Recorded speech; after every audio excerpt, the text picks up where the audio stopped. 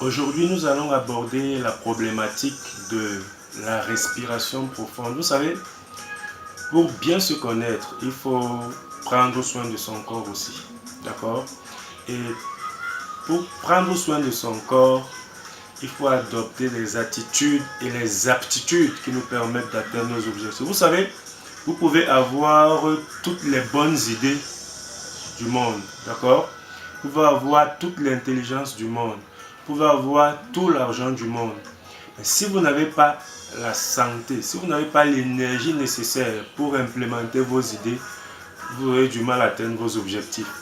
Donc, maintenant, ce qu'il faut faire, c'est qu'il faut mettre toutes les chances de son côté en ayant une santé de fer, n'est-ce pas? Un peu comme Monsieur 6 secondes, d'accord? Donc, ce qu'il faut, c'est quoi? C'est qu'il faut avoir une alimentation équilibrée. Ça, nous l'avons déjà dit.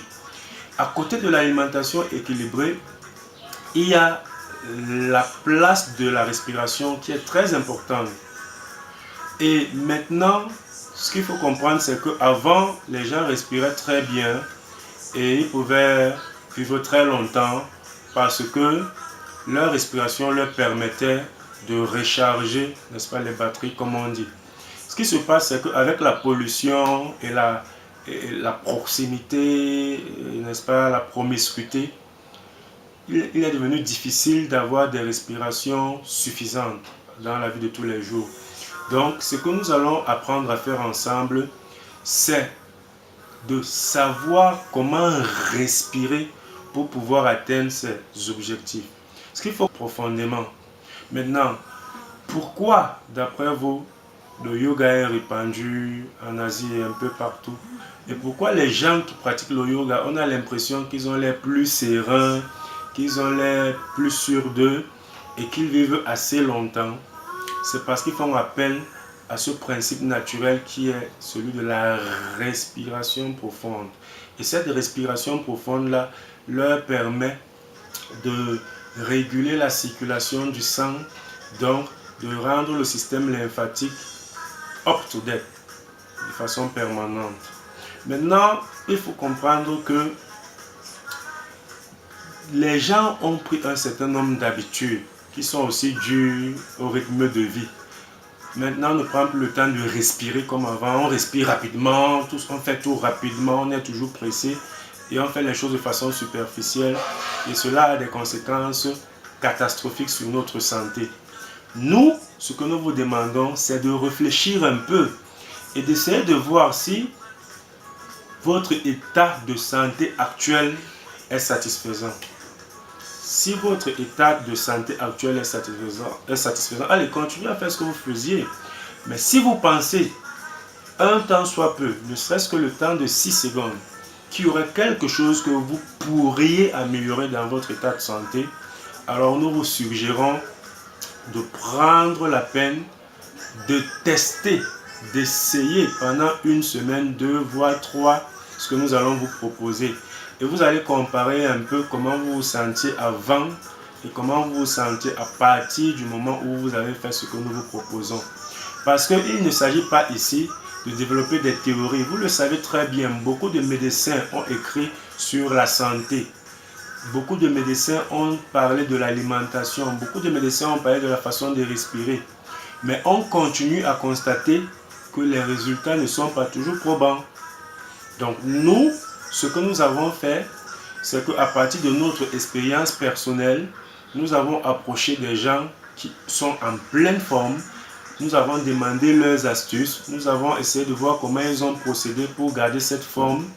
Et ce sont ces astuces-là que nous avons rassemblées pour sortir ce que nous vous proposons aujourd'hui.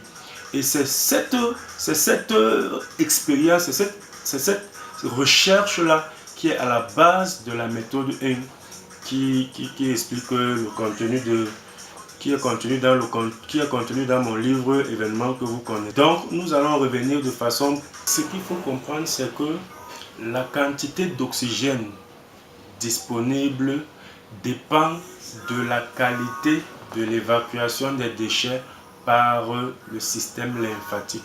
Notre corps recèle 4 fois plus de lymphe que de sang. Cela signifie que notre oxygénation, l'oxygénation de notre corps dépend du système lymphatique en priorité. Et le système lymphatique reste bloqué pendant 24 heures. La victime succombe sous le fait des protéines emprisonnées. C'est des liquides autour des cellules.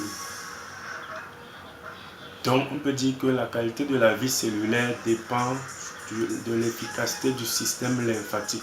C'est là qu'il est important de comprendre que pour que le système lymphatique fonctionne correctement, il faudrait faire des respirations profondes. Les respirations profondes permettent de déclencher le bon fonctionnement du système lymphatique qui est au cœur de l'oxygénation de notre corps, comme nous l'avons dit tout à l'heure. Okay?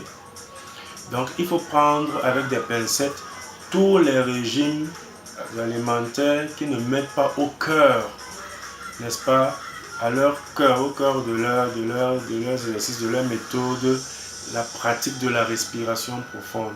Les Asiatiques l'ont compris, c'est ce qui fait la force du yoga. Beaucoup d'exercices dans le yoga sont basés sur la respiration profonde. Les travaux de ce brillant docteur Otto Warburg, prix Nobel, sur des expériences sur des rats, ont démontré que les cellules des rats qui sont privées de l'oxygène, d'une bonne oxygénation, ces cellules-là développent du cancer. Ça devient des cellules cancéreuses, d'accord? Donc, il est important de bien oxygéner son corps pour éviter d'avoir des cellules cancéreuses. Et maintenant, le meilleur moyen de bien activer cette oxygénation, c'est à travers la respiration profonde.